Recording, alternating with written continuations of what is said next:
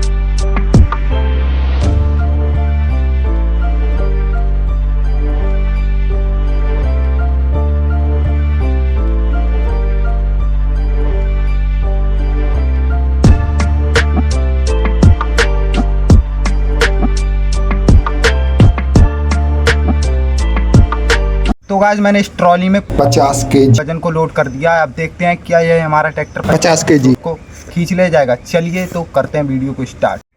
तो गाइस अब देते हैं इसको पावर। ये देखिए गाइस आराम से ले जा रहा है जी।